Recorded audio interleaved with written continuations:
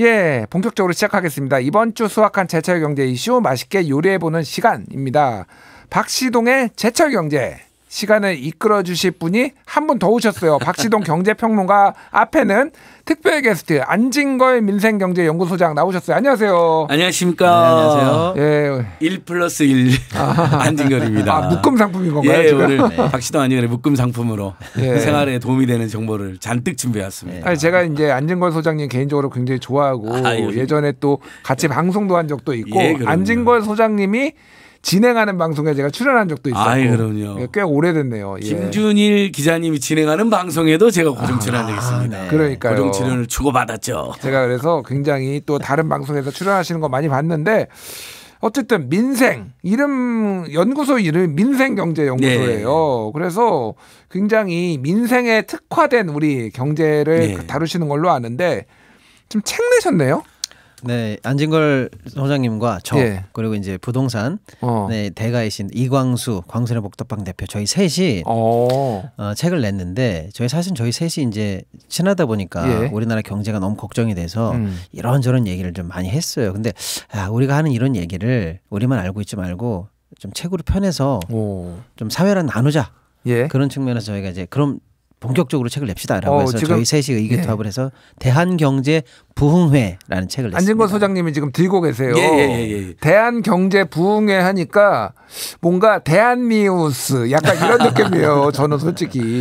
이렇게 경제 발전이 한참 되던 때처럼 이제 우리 서민 중산층들도 부자가 되고 또 가난한 사람들도 어깨를 활짝 피고 살 수 있는 제2의 민생경제 부흥회, 대한경제 부흥회를 만들어 보자.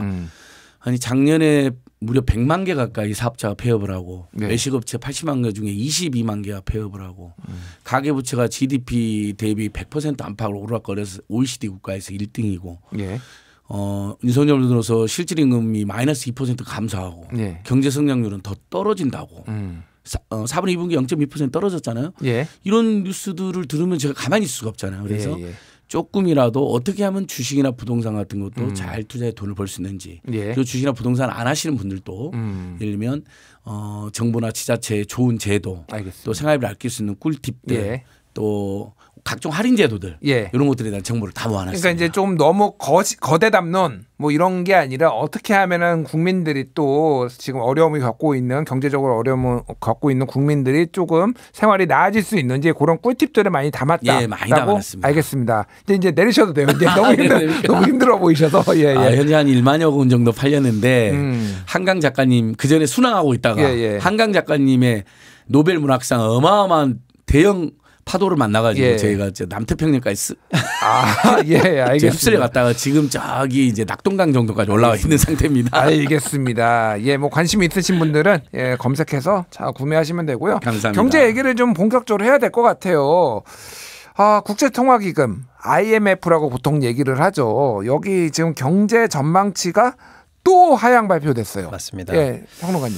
일단은 두 가지 수치가 다 하향이 됐는데 하나는 한 달 반 정도 남아있는 올해 경제 성장률 전망치도 하향이 됐어요. 당초에 연초에는 IMF가 2024년 한국은 한 2.6 정도로 성장할 것 같다라고 전망했다가 중간에 2.5로 낮췄다가 이번에 다시 2.2로 낮췄습니다. 그러니까 올해는 2.2로 전망하는 거죠? 그러니까 올해도 사실은 원래 했던 목표보다 훨씬 미달했다 한국 경제라고 해서 사실은 이제 안 좋은 성적표를 예상이 된 거고요. 문제는 작년에 사실 우리가 1.4를 했거든요. 역대급이었어요. 역대급입니다. 거의 재난급에 그러니까 거의 유사일에 외환위기나 이런 게 왔을 때나 뭐 금융위기나 이런 게 왔을 때 보통 그 정도 2% 못 미쳤잖아요. 그렇죠. 그게 역사적으로 보면 4번밖에 없는데 오일 쇼크 때, IMF 때, 글로벌 금융위기 때, 그다음에 이번에 팬데믹 때 요때를 제외하고는 우리가 이렇게 뒷걸음친 적이 없는데 작년에 1.4를 마크하면서 뒷걸음질 쳤는데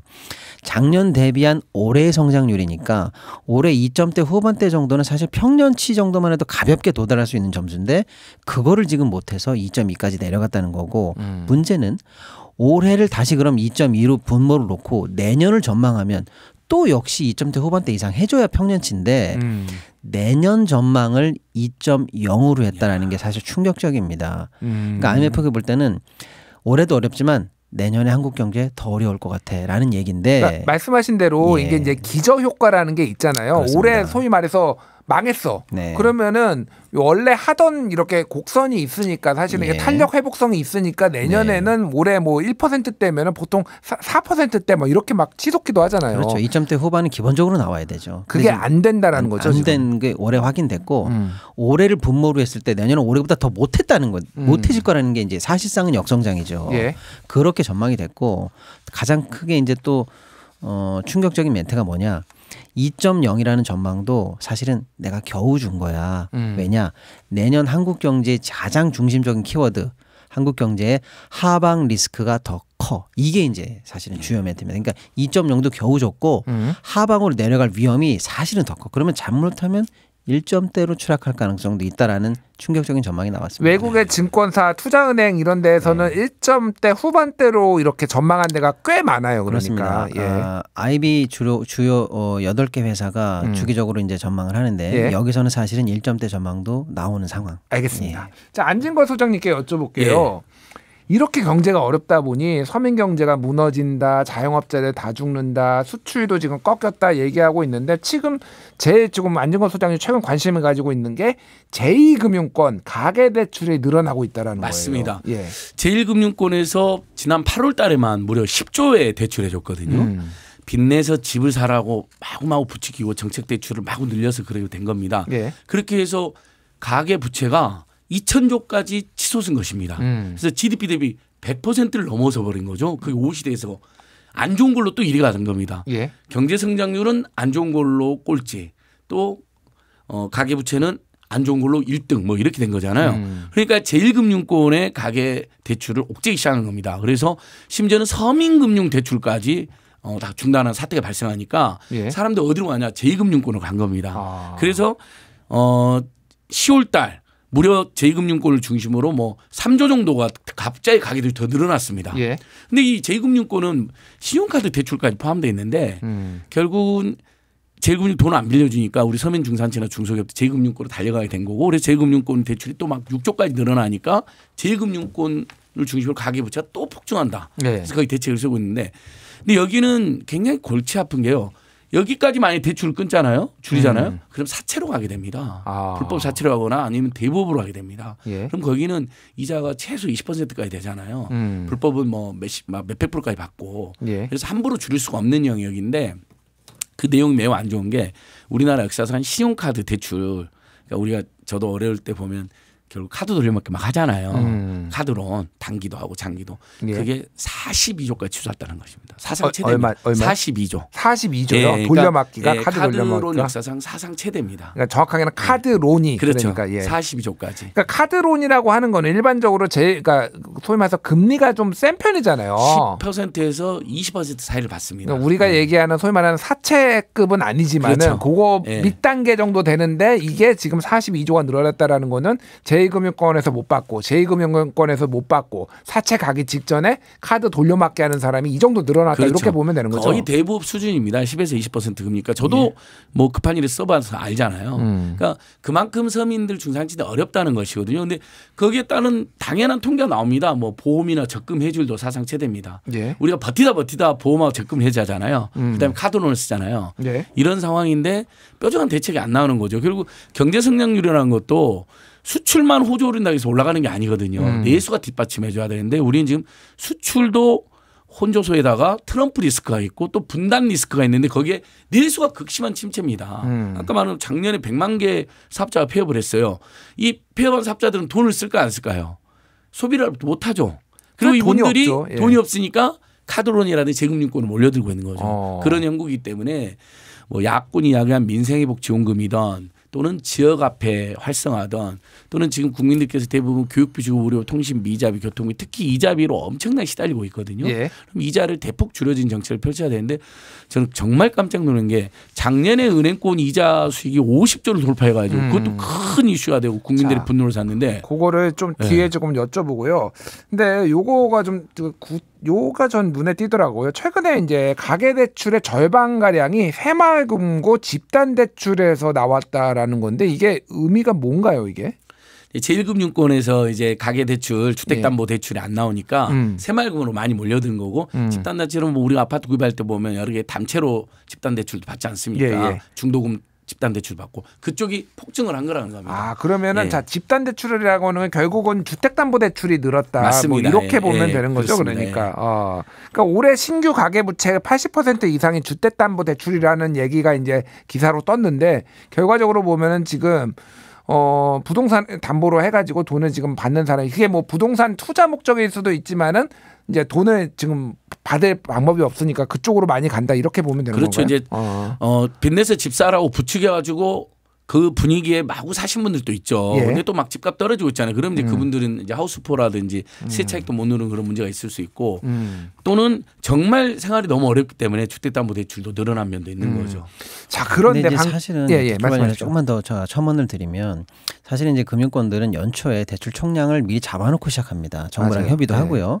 근데 정부가 연초에는 빚내서 집 사라 등등등 해서 어쨌거나 대출이 좀 조기에 많이 집행되는 걸 내버려 뒀단 말이에요. 근데 결국 그래서 집값이 올라가는 정말로 예측하지 못한 그러니까 우리가 다 사실은 바라지도 않는 그런 효과들이 고금리임에도 불구하고 집값이 올라갔어요. 그런 효과가 나왔거든요. 그러니까 이제 그런 부작용이 계속 지적이 되니까 결국 하반기에 들어서 이제 대출을 옥죄는 그런 상황이 나으니까 정작 대출 잔액은 다 썼고 1금융권은 옥죄고 그러니까 이제 금리가 내려가는 상황에서도 대출 금리를 또 올려가지고 여러 가지로 이제 대출 못 쓰게 하니까 그의 풍선 효과가 이제 2금융권으로 나오고 2금융권에서도 밀려서 아까 우리 안진걸 소장님 말씀하신 것처럼 카드론이 잔액이 지금 역대 최대를 넘어섰는데 올해 42조가 잔액인데 올해 신규로만 33조예요.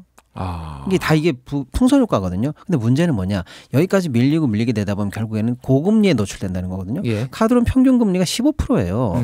그러다 보니까 카드론 관련한 연체율이 지금 많이 올라가고 있어요. 그러니까 점점 이 앞단에서 생긴 작은 풍선이 뒤에 가서 엄청난 나비 효과를 일으키면서 대출 관련해서 많은 부분 현재 이제 불안감을 조성하고 있다는 것도 큰 문제입니다. 자, 그런데 아까 전에 안진걸 소장님이 말씀하셨는데 국내 은행의 이자 수익이 역대 최대라고 이제 언론 보도가 많이 나왔어요. 금융감독원 발표에 따르면 올해 1에서 3분기, 그러니까 4분기는 빼고예요. 이자 수익이 역대 최대인 44조 4천억 원이다. 라는 거예요. 근데 제가 이제 궁금한 게 좀 있어요. 사실은 이제 이 자유시장에서 이 금융당국을 이게 금융은행권, 소위 말해서 4대 은행, 5대 은행을 컨트롤하면은 또 이게 관치금융이다. 또 이런 비판이 있는데 또 그러면 이거를 이렇게 이자 놀이라고 불리는 이렇게 또 많이 거두는 게 맞느냐 이런 주장들이 좀 상충하거든요. 관치금융은 기본적으로 말이 안 되는 거죠. 왜냐하면 뭐 부당하게 대출을 막 지시를 한다든지 인사에 개입한다든지 이렇게 해서 은행이 망할 수도 있는 거잖아요. IMF 전에서 은행들이 실제 망할 뻔한 적도 있고 망하는 적도 있고. 근데 우리가 말하는 것은 나머지는 자율에 맡긴다 하더라도 은행은 특수한 허가를 받은 업자들만 하잖아요. 그래서 독과점 상태입니다. 시중의 주요 은행 중심으로. 근데 거기서 수없이 많은 이자 폭리가 발생한다면 그런 부분은 정부나 지자체가 개입을 해야 된다는 거죠. 예를 들면 등록금이 너무 폭등하니까 대학의 자율에 맡기다가는 등록금 너무 폭등하니까 결국 우리가 반값 등록금 투쟁도 있었고 등록금 인상률 상한제 같은 거 도입됐거든요. 그래서 지금 등록금 마음대로 못 올리잖아요. 그다음에 신용카드 가맹점 수수료도 상한제가 있습니다. 그 영세 중소상공인들 입장 그게는 그러니까 다양한 그런 정책적 조치가 있는데 이자는 자 작년에 50조 정도 벌어서 그걸로도 엄청난 폭리고 횡재라고 이야기했어요. 고금리. 근데 올해 60조라는 건 그 사이 10조를 누가 냈느냐? 다 서민, 중산층, 중소기업, 소상공인들이 돈 빌린 것, 주택담보대출이든 전세담보대출이든 아니면 생활비대출이든 기업대출이든 그걸로 60조로 벌어들였다는 겁니다. 그러니까 쉽게 얘기하면 이제 예대마진이라고 보통 예대 얘기를 마진을 하죠. 극대화해서 예금금리는 정말 조금 주거나 거의 0%. 대출금리는 주택이라는 훌륭한 담보물을 제공했는데도 8%까지 쏘은 적이 있었거든요. 이렇게 극대화해가지고 이렇게 국민들이 힘들 때 비가 오니까 우산을 뺏는 행태로 이자 폭리를 취하는 건 문제가 있다. 이건 정부가 개입해야 되는 겁니다. 그래서 이제 생활 꿀팁인데 금리 인하 요건이라는 것도 만들었죠. 문재인 정부 때. 내가 사정이 나아지면 금리를 인하해달라고 요구할 권리입니다. 이건 법에 보장이 됐는데 보니까 신용카드사들은 그래도 65%까지 금리 인하 요건을 수용을 했어요. 이건 우리 국민들한테 꿀팁으로도 드리는 거예요. 근데 은행들은 보니까 30%예요. 10명 중에 7명을 기각해 버리는 거예요. 이유도 제대로 설명 안 해주면서. 너무 금리가 비싸니까 좀 인하해달라고 했는데 그렇다면 당국은 두 가지로 할 수 있는 거죠. 예대 마진을 너무 폭리를 취하지 말아라. 특히 서민 중산층 중소기업 소상공인들에게는 이자를 지금 엄청난 호황을 누리고 있으니까 횡재세를 우리가 외국은 횡재세도 걷는데 우리는 횡재세를 안 걷는다 하더라도 예. 이자 인하 조치에 나서라 할 수 있고 두 번째는 금리 인하 요구권 그러면 못 살겠다 금리 인하 해달라고 요청하는 분들에게 금리 인하 수용률을 높여라고 요청할 수 있는 거죠. 알겠습니다. 당국이 그걸 지도할 수 있고 예. 계속 유도할 수 있고. 예. 알겠습니다. 자, 이제 방금 예. 안 소장님이 말씀하신 그 횡재세 등등등 해서 그게 이제 그러면 이 고금리 때문에 은행들이 엄청난 이자 수익을 얻는 것에 대한 대안으로 사실은 계속 나오는 얘기거든요. 근데 윤석열 대통령이 2년 전에 횡재세는 반대하면서 은행들 폭리는 지적한 적이 있어요. 예. 그래서 나온 게 무슨 사회적으로 공헌하겠다. 상생 협약을 통해서 사회에 뭐 어떻게 하겠다라고 했는데 그거가 하나 있었고 또 하나가 예. 이제 은행들을 좀 숫자를 늘려가지고 경쟁을 촉진하겠다 뭐 그렇죠. 이런 것들이 있었어요. 그래서 결국에는 예. 대구은행을 지방은행인데 중앙으로 승격시켰고요. 그다음에 이제 상생협약이라고 해서 은행들이 어느 정도 돈을 각출했는데 은행들이 얻어들인 수익이 10%도 안 됩니다, 사실은. 그러니까 그건 결국에는 언발의 오줌 누기에 불과하다라는 거고 사실은 횡재세에 대한 얘기가 계속 나오는데 횡재세가 뭐냐? 너 스스로 노력한 것이 아니라 말 그대로 횡재, 제도가 바뀌었거나 주위 환경이 바뀐 것 때문에 말 그대로 횡재를 걷는 것은 다시 사회와 나눠라 이런 게 사실 횡재세인데 지금 그러면 횡재세 도입할 정도의 상황인가라고 봤을 때 은행의 이자 수익이 천문학적으로 늘고 있는데 우리나라 은행의 비이자 수익은 그렇게 늘지 않고 있어요. 즉 예. 자기가 스스로 경영을 개선하거나 체질을 고급화하려는 노력을 하지 않은 상황에서 그야말로 고금리 때문에 얻어진 환경 덕택의 어마어마한 이득을 보고 있기 때문에 그에 대한 얘기를 이제 상생협약으로는 좀 모자라니 이제 횡재세를 통해서라도 좀 다시 사회 환원해야 되는 거 아니냐 이게 나오고 있는 거고 특히나 이제 지금 관련해서는 은행들이 이제 고금리 정책을 계속 유지하면서 예대 마진을 높이고 있는데 금리가 내려가는 상황에서도 은행들이 대출 마진을 계속 높이고 있거든요. 예. 이 부분에 현재 정부가 사실은 방치하고 있는 부분이 있어요. 그래서 은행에 대해서 정부가 겉으로는 어마어마하게 이자 수익을 높이고 있다라고 비판을 하지만 속으로는 대출을 억제해야 된다는 그런 것 때문에 고금리 를 통해서 엄청난 이익을 보고 있는 걸 사실 방치하고 있는 정책의 정합성도 지금 일치가 되지 않는 상황이거든요. 그래서 사실은 횡재세 도입 논의가 이제는 필요하지 않나 이런 얘기가 나오고 있는 겁니다. 필요한 어쨌든 그렇게 대출을 조금 억제를 하는데 그게 필요한 사람들한테는 굉장히 그게 목을 죄는 이런 상황이 지금 돼버린 것 같아요 보니까. 그러니까 대출 억제니까 고금리를 유지한다. 이걸 방치하는 거잖아요. 예. 근데 이미 우리는 가계부채가 2,000조에 치솟은 나라란 말이죠. 서민 중산층 중소기업 빚이 자영업자 대출만 해도 부채만 해도 1,000조가 넘었었습니다. 네. 그러니까 이분 입장에서는 고금리를 그대로 유지한다. 신규 대출을 억제한다는 취지로 그러면 이자로 한 달에 최소 몇십만 원, 몇백만 원, 뭐 몇천만 원 내는 기업도 수두룩 한 거죠. 그러니까 다 문을 닫는 겁니다. 폐업이 아까 말씀 작년에 폐업한 사업자 100만 개인데요. 아마 올해 폐업 이 추세면 100만 개 넘어설 겁니다. 예. 연말에 이제 통계 나오면. 오늘 동아일보 일면 기사가 10달 사이에 1,380건 법인 파산 역대 최대 뭐 이런 거 기사도 나오기도 했어요 지금. 그러니까 다 최대인데 아까 말씀드렸잖아요. 우리 국민들이 마지막으로 가는 데가 신용카드론. 신용카드론도 안 되면 대부업, 대부업도 안 되면 사채. 그다음에 보험 깨고 적금 깨고 방금 말씀 개인회생 개인 파산이잖아요. 법인 파산. 그것도 다 최대입니다. 숫자가요. 그렇군요. 얼마나 살기 어려우면 그러겠어요. 그래서 여기서 이제 또 하나 꿀팁 드리면 금리나 요건을 꼭 행사해 보시라는 거고 돈 안 들고 온라인으로 가능하고요. 그다음에 대환 대출.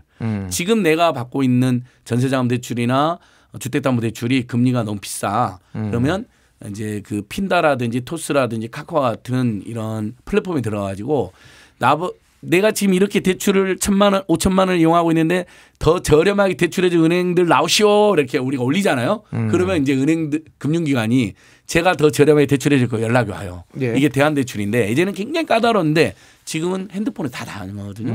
그래서 가만히 있지 마시고 이런 거라도 일단 은행권이 금리를 인하할 것은 우리가 요구하면서도 예. 안 하잖아요. 안 하면 제도상으로 금리나 요건과 대환대출 제도를 적극 이용하시라. 그래서 혜택을 보신 분도 꽤 있습니다. 알겠습니다. 뭐 마지막으로 지금 시간이 조금밖에 안 남았는데 좀 다른 꿀팁 하나 책에서도 좀 담겨 있는 내용들이겠죠? 그런 거 좀 하나 소개시켜 주시죠. 자, 최근에 이제 K패스라고 해서 우리 대중교통 관련인데 15번 이상 이용하잖아요. 버스든 마을버스든 지하철 다 통합해서요. 예. 그러면 15번 이상만 이용하면 만약에 한 달에 내가 10만 원이었다. 그럼 김준일 기자님이나 저희는 2만 원 환급 받아요. 20만 원이었으면 4만 원 환급 받고요. 예. 청소년들 19세 34세는 30%를 환급 받아요. 대학생들 또는 고졸 우리 청년들 얼마나 지금 어렵겠어요. 근데 10만 원인데 3만 원이면 정말 큰 도움이 되잖아요. 어디서 환급을 받나요? K패스. 그러니까 카드사로도 그냥 뭐 제 홈페이지든 스마트폰이든 K패스 치면 자기 기존의 알뜰 카드를 K패스로 전환할 수도 있고 교통카드를 K패스로 이렇게 가입할 수도 있고요. 그래서 이 제도는 꼭 이용해라. 그래서 근데 문재인 윤석열 정부가 한 연말에 한 180만 명 정도 가입할 거로 예상한 거예요. 근데 우리 국민들이 너무 힘드니까 지금 250만 명. 예상치 훨씬 뛰어넘는 거죠. 그래서 400억이 부족하다는 거예요. 그래서 이걸 환급을 못 해줄 수도 있다는 지적이 나오는데 정부가 그런 걸로 국민을 사기치면 안 되는 거죠. 약속은 환급이니까 이건 예비비랑 그다음에 그 해서 400을 마련했습니다. 그러니까 KPS 가입해서 20에서 30% 저소득층 53%까지 할인됩니다. 알겠습니다. 이거 꼭 이용하시라는 거하고 6시 반 전에 대중교통 이용하면 20% 요금 할인됩니다. 대중교통 조조 할인제. 이거라도 뭐라도 알려드려야 됩니다. 알겠습니다. 공감 칼럼 박시동의 제철경제 오늘은 특별 게스트 안진걸 소장과 함께했습니다. 두 분 감사합니다. 네, 감사합니다. 감사합니다.